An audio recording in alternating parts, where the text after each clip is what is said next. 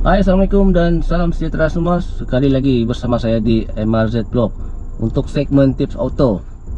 Agak lama saya tidak buat segmen tips auto, dan pada kali ini sekali lagi saya akan buatkan konten tips auto berkenaan dengan kereta automatik. Oke, sekali lagi sebab masih ramai sebenarnya penonton-penonton saya di MRZ Vlog yang masih keliru, oke, dan tidak jelas tentang penggunaan kereta automatik. Sebenarnya lebih-lebih lagi pengguna baru, okey, yang baru dapat kereta automatik dan tidak tahu apa fungsi-fungsi yang ada pada kereta automatik ni, terutamanya button yang ada pada tombol gear tu, okey, yang kena tekan tu sebelum tukar gear. Ada setengah kereta tu memang tidak ada, tetapi kebanyakannya kereta automatik dia mempunyai button tu kan, yang dipanggil button unlock. So ada penonton saya bertanya tu, dan pada kali ini saya akan cuba terangkan lah, okay, fungsi dia dan bila masa dia perlu ditekan. Dan banyak lagi lah saya akan beritahu berkenaan dengan kereta automatik ni, terutamanya ketika mendaki bukit, menuruni bukit, dan kereta automatik tu dijadikan sebagai manual. Okay, jangan ke mana-mana, teruskan bersama saya selepas ini di MRZ Vlog.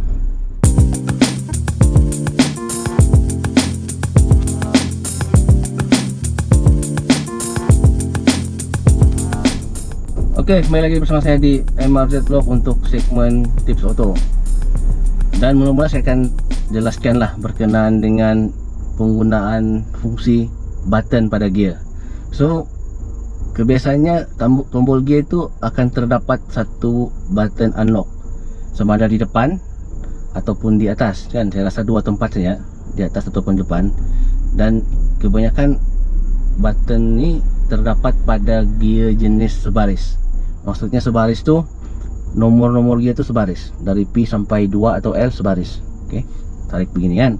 Dan untuk kereta automatik yang menggunakan konsep zigzag, kamu jangan cari pula, memang tidak ada button unlock lah, sebab secara logiknya zigzag itu sudah menggantikan fungsi untuk unlock, unlock dan lock, dan memang tidak ada button itulah. Tetapi untuk kereta yang sebaris, automatic sebaris ni, dia ada button unlock di depan ataupun di atas. Okey, fungsinya ni adalah sebagai, boleh dikatakan istilah mudahnya, kunci. Okey, membuka kunci.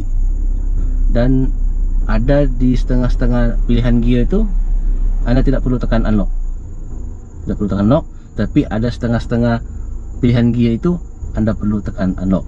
So saya tunjukkan secara ringkas lah. Saya menggunakan Maybe automatic untuk model 2018, okay, all new Maybe.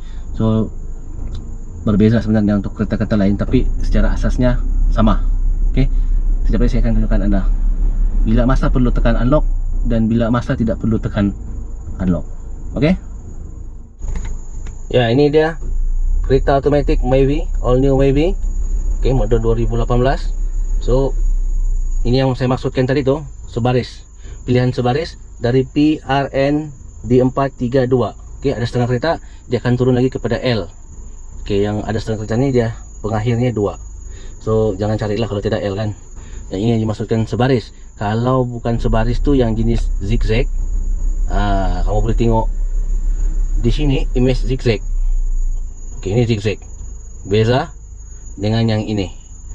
So yang ini jenis yang biasa ni sebaris, dia akan ada button unlock, sama ada di sini ataupun di sini. Nih button unlock nih. Ini dia. So sekarang ni ini dalam lock lah, tapi sebelum anda tukar ni kena tekan brake lah. Kalau anda tidak tekan brake, kunci ini tidak akan terbuka. Secara asasnya di keselamatan lah. So saya akan tunjukkan anda. Oke, sekarang ni daripada P untuk masuk ke R tanpa menekan lock, unlock, dia tidak akan boleh masuk. So kena tekan button ni, tekan button ni baru boleh masuk lah kan. So dalam keadaan gear reverse. Dan daripada gear reverse ni, untuk masuk ke N, anda tidak perlu tekan unlock. Tengok, saya tidak akan unlock. Tidak perlu tekan unlock. Okey, dan daripada N ini untuk masuk ke D4 juga saya tidak perlu tekan unlock. nampak kan? Dan daripada D4 nih untuk masuk ke 3 juga saya tidak perlu tekan unlock. Okey. Tetapi daripada 3 nih untuk masuk ke 2, kalau saya tidak tekan unlock, dia tidak akan masuk. Okey. Tapi kalau saya tekan unlock nih sini, okey, dia akan masuk. Nampak di situ kan? So ini secara logiknya daripada 3 ke 2 nih, dia daripada gear 3 ni ke 2 ni dia kira gear rendah, nombor 2 ni. So kalau bayangkan kalau tidak perlu menekan unlock, daripada segi keselamatan dia tidak baiklah untuk gearbox anda. So itu salah satunya fungsi ni, memberi keselamatan kepada gearbox supaya anda tidak terlanjur lah. Maksudnya anda tidak terlanjur daripada D4 ni ke 3 tiba-tiba pula terlanjur ke 2 kan. Sedap saya tarik masa tukar gear tu naik bukit, so dia akan sangkut di pada gear 3. Dan apabila sampai gear 3 anda memerlukan lagi kuasa untuk mendaki ataupun untuk menuruni bukit, barulah anda tekan unlock dan turun ke 2. Okey. Dan apabila daripada 2 ni untuk ke 3 tidak perlu juga tekan unlock. Okey, nampak kan? Dan daripada 3 ke 4 pun tidak perlu tekan unlock. Okey, terbaliklah, daripada 3 ke 2 tu kena tekan unlock. Tapi bila naik ke atas tidak perlu tekan unlock. Dan daripada D4 ni untuk ke N juga tidak perlu tekan unlock. Dan untuk masuk ke R, tengok, nampak kan? Kena tekan unlock. Unlock sini baru boleh tekan R. Okey. Dan daripada R ke P tanpa unlock dia tidak akan masuk. Okey. Kena tekan button unlock baru boleh masuk. So itu dia function. Okey, fungsi-fungsi button unlock yang ada pada gear automatic. Saya harap anda jelas lah, terutamanya penonton-penonton yang bertanyakan tentang button unlock ni pada saya. Saya tunjukkan anda kenapa perlu tekan button unlock. Okey, itulah fungsinya supaya kita tidak terlanjur untuk masuk ke gear yang tidak sepatutnya. Kan, katakanlah kan, contoh tadi daripada N tu untuk masuk ke reverse kan, tiba-tiba lah tertolak boleh anak di belakang main. Bayangkan kereta mengundur. Jadi sekurang-kurangnya menggunakan button unlock tu, functionnya tu dia tersangkut. Okey, tersangkut, jadi selamatlah daripada masalah-masalah yang tidak diingini. Dan begitu juga ke P kan, dia kena unlock lah. Tu secara asasnya untuk keselamatan gearbox lah, supaya gearbox anda tidak rosak dan sebagainya. Dan begitu juga daripada D4 tadi, ketiga tidak perlu tekan unlock, tetapi daripada 3 ke 2 anda perlu tekan unlock. Sama juga isunya, supaya tidak terlanjur. Terteruslah orang cakap, daripada D4 tu tiba-tiba lah terterus sampai gear 2. Menggaum enjin anda guys kalau tidak ada unlock. So itu daripada segi keselamatan lah. Sama juga macam kereta manual sebenarnya. Bayangkan anda tengah laju tu, daripada gear 5 katakan, cuba anda masukkan gear 2, mau tak menggaum enjin anda dengan gearbox sekali angkang. So konsep tu samalah dibawa ke kereta automatik. Jadi tidak adalah isu-isu yang menjahanamkan gearbox. Sebab jurutera sebenarnya sudah berfikir ke hadapan, lama sudah sebenarnya, mereka sudah kaji. Okey, konsep itu diambil daripada kereta manual sebelum ini dan dibawa masuk ke dalam kereta automatik supaya memberi keselamatan lah kepada anda punya gearbox. Okey, itulah dia function button unlock. Tapi kalau kereta yang saya cakap tadi yang zigzag tu memang tidak ada button unlock, sebab mekanisme zigzag itu sendiri sudah menggantikan sebagai kunci gear. Sebab kalau anda kena tukar, dia kena melalui zigzag tu kan, di situ dia akan sangkut sebenarnya. So tidak masalah lah untuk yang kereta jenis zigzag. Tapi kalau yang kereta jenis yang sebaris ni, dia kena ada button unlock. Okey, selepas ni saya akan cerita kembali, ulang siar berkenaan dengan penggunaan kereta automatik dijadikan manual untuk mendaki bukit ataupun menuruni bukit. Alright, jumpa selepas ini. Ya, kita pergi ke bahagian 2. Okey, untuk penggunaan kereta automatik dijadikan seperti manual. Okey, kalau anda tengok video-video yang saya sebelum ni, ada saya cerita juga Tetapi tidak apalah, kita ulang siar. Ulang kaji semula. Penggunaan ni kereta automatik tu dijadikan seperti manual. Okey. Sebab itulah tujuannya ada nomor-nomor gear pada kereta anda tu. Ada D4, ada D3, ada 2, ada L dan sebagainya. Kenapa mereka buat begitu? Kan kebanyakan kereta lah. Ada juga setengah kereta tidak ada begitu. Tapi kebanyakan kereta engineer ni dorang cipta begitu. Mesti ada sebab kan. Bukannya dorang suka-suka saja buat benda tu. Dorang wujudkan pilihan-pilihan gear tu sebenarnya. Mesti ada sebab. So, untuk makluman anda yang mungkin baru memiliki kereta automatik, yang belum lagi macam mengetahui lah fungsi-fungsi tu, nomor-nomor gear tu, mesti anda perasan kan. Tapi tidak pernah guna, takut mau guna. Kebanyakan orang takut mau guna, dorang akan guna D4 ataupun D5 ataupun D. Begitu saja seumur-umur hidup menggunakan.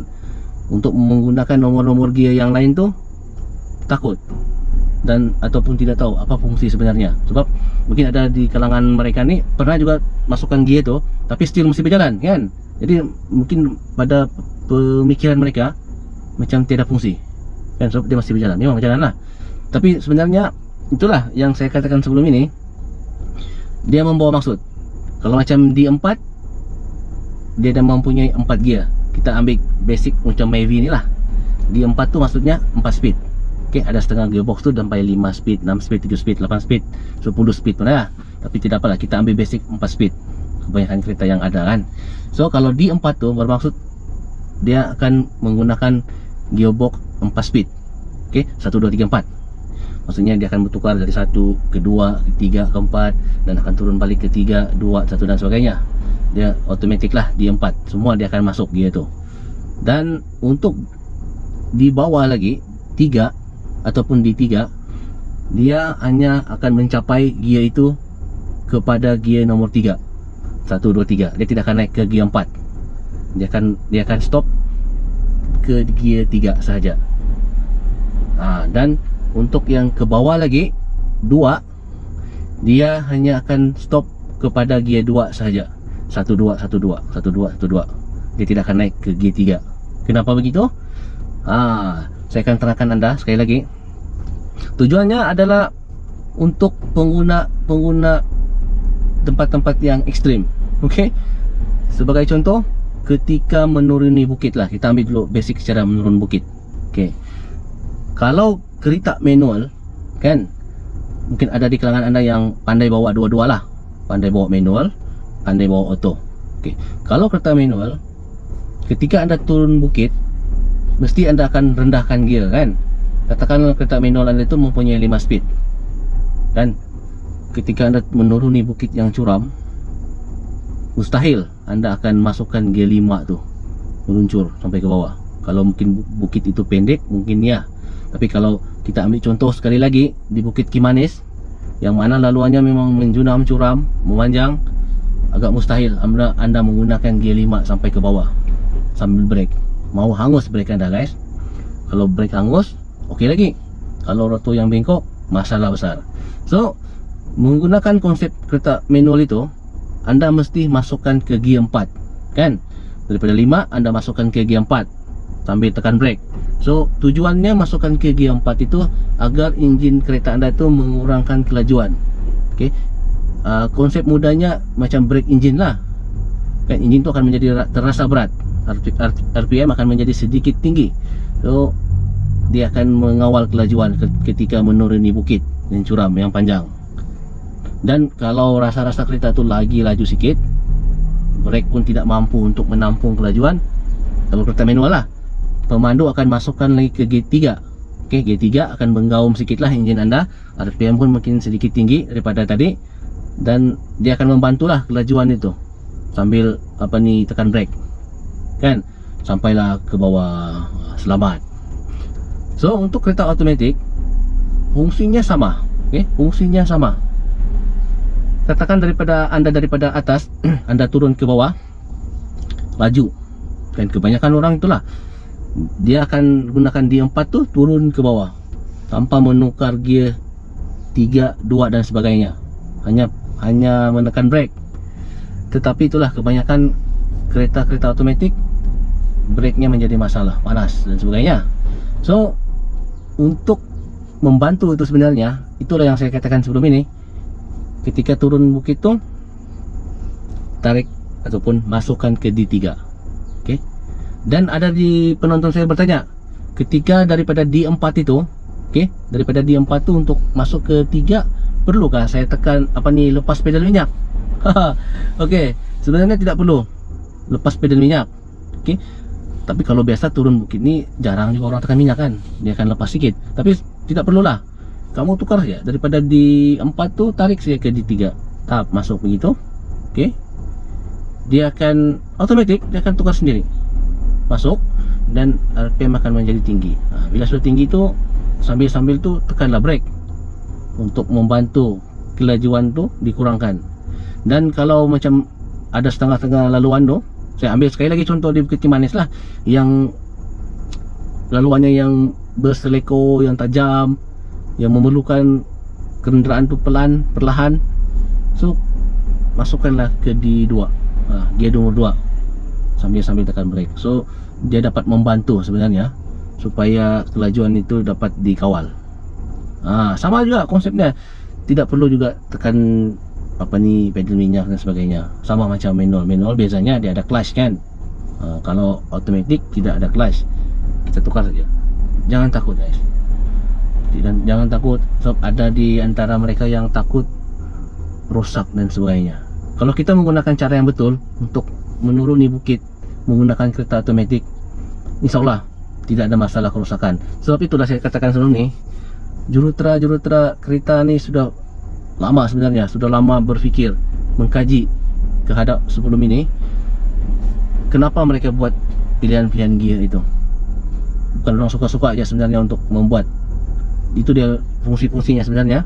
Orang akan fikir pemandu-pemandu yang akan melalui bukit-bukit, dan disitulah benda itu sebenarnya diguna pakai untuk membantu kereta anda menuruni bukit secara selamat. Oke, saya harap anda faham kenapa ada pilihan-pilihan gear. Oke, daripada D4, 3, 2, L dan sebagainya lah. So itu fungsi-fungsinya. Oke, lepasnya saya akan terangkan anda fungsi nomor-nomor gear ini juga untuk mendaki bukit. Kalau tadi menurun bukit, so yang lepas ni saya akan terangkan mendaki bukit. Oke, alright, kita beralih ke bagian 3. Oke, kereta automatik dijadikan seperti manual ketika mendaki bukit. Oke, ini banyak nih perbahasan di dalam konten saya sebelum ni.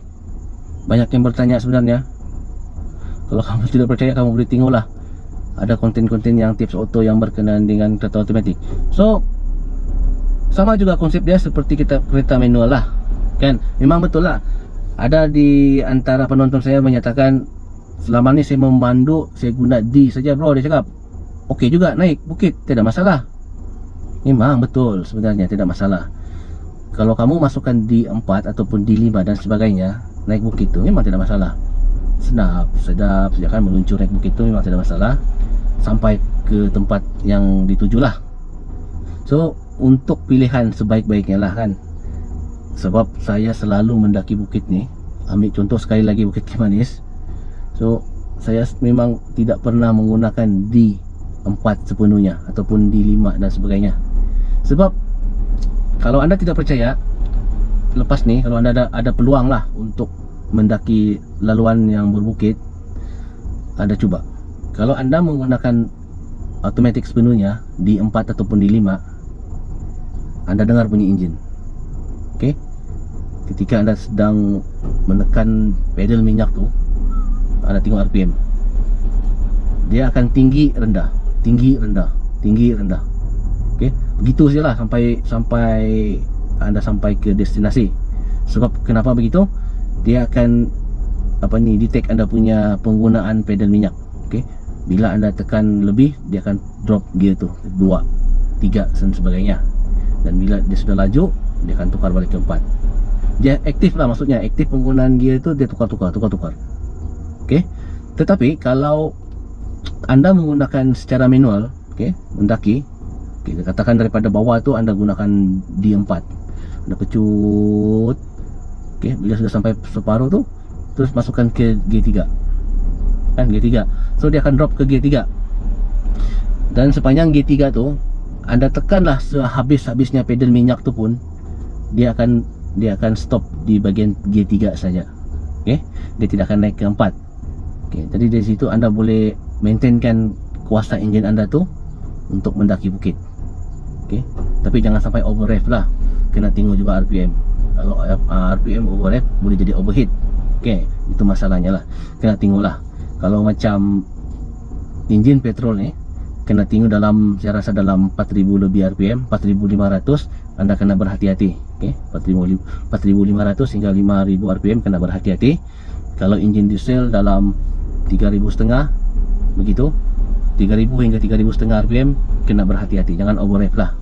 Sebenarnya memang boleh tekan habis pun, tapi untuk keselamatan daripada enjin Anda overheat, kena kontrol di situ pedal minyak, jangan tekan habis. Sebenarnya memang boleh. So kita balik pada yang mendaki bukit tadi. Dan daripada G3 tadi tu, kalau rasa-rasa kereta tu tidak mampu lagi, Anda tarik lagi lah ke G2. Dia akan menggaum lah, tapi kuasa tu akan menjadi kuasa penuh. Okey, untuk Anda mendaki ataupun memotong orang. Jadi di situ konsep manual tu diambil alih, kan. Lepas tu bila sudah masuk 2, bila sudah enjin tu sudah, kereta tu sudah laju sedikit, tolak balik ke G3 gitu. Dan bila sudah macam enjin kereta tu sudah macam menggaum ataupun kereta menjadi laju sedikit, baru tolak ke D4. So jadi daripada normal lah. Dan bila penggunaan diperlukan semula, masukkan semula ke G3 macam biasa. Begitu saja. Jadi bezanya, penggunaan gear tu dia tidak berapa aktif. Okey, dan enjin Anda pun tidak begitu menggaum sebenarnya. Tapi itulah, ada juga di antara mereka yang macam bila saya tukar dari manual, dia cakap enjin jadi lemas. Sebenarnya kena pandai lah. Okey, kena pandai main gear tu. Sama macam manual sebenarnya, cuma konsep dia automatic, kan. Dan gitulah yang saya maksudkan, fungsi-fungsi nomor-nomor gear tu untuk mendaki bukit. Dan ada lagi bertanya dengan saya lah, ketika mendaki bukit dia cakap daripada D4 tu untuk ketiga, perlukah saya lepaskan pedal minyak sebelum masukkan ke gear 3? Tidak perlu. Okey, tidak perlu. Anda tekan saja macam biasa. Bila rasa mau tukar gear tu, tarik dia masuk gear 3, dia terus akan masuk. Tidak perlu angkat segala tu lah. Kurangkan sedikit mungkin boleh. Kalau jangan lepas habis tu, tidak perlu. Tidak sama macam kereta manual lah. Kalau kereta manual tu kena angkat, kan. Tapi kalau automatic tidak perlu. Anda masukkan saja. Bila rasa macam enjin tu menggaum betul, baru Anda kurangkan sedikit pedal minyak tu. Okey. Bila sudah okey, tekan balik normal, balik kepada normal. Itulah dia penggunaan kereta automatik, okey, ketika mendaki bukit. Yang tadi menuruni bukit. So jangan risau untuk kereta-kereta ni. Juruterap sudah mengkaji sebenarnya penggunaan kereta automatik ni. So, tidak perlu risau lah apa gunaan kalau kita menggunakan kereta automatik tapi kita tidak gunakan sepenuhnya apa yang telah disediakan oleh juruterap. Penat mereka memikirkan nomor-nomor gear ni sebenarnya. Kalau kita tidak guna sebaik mungkin, lebih baik beli kereta manual, kan. Begitu. So saya haraplah Anda di luar sana dapat penjelasan yang sebaik-baiknya lah penggunaan kereta automatik ni. Kalau ada soalan-soalan tu tidak mengapa, boleh saja komen di bawah ni, tanya, insyaAllah saya akan cuba jawab kalau dapat dijawab. Okey, berkenaan dengan penggunaan kereta automatik ni. Alright, sampai di sini saja untuk konten saya pada kali ini. Seperti biasa, kalau anda suka dengan channel ini, jangan lupa subscribe, like and share, dan aktifkan button lonceng. Okay? Sharekan pada kawan-kawan anda, terutamanya pengguna kereta automatik. Assalamualaikum dan salam sejahtera. Jumpa lagi. Bye bye.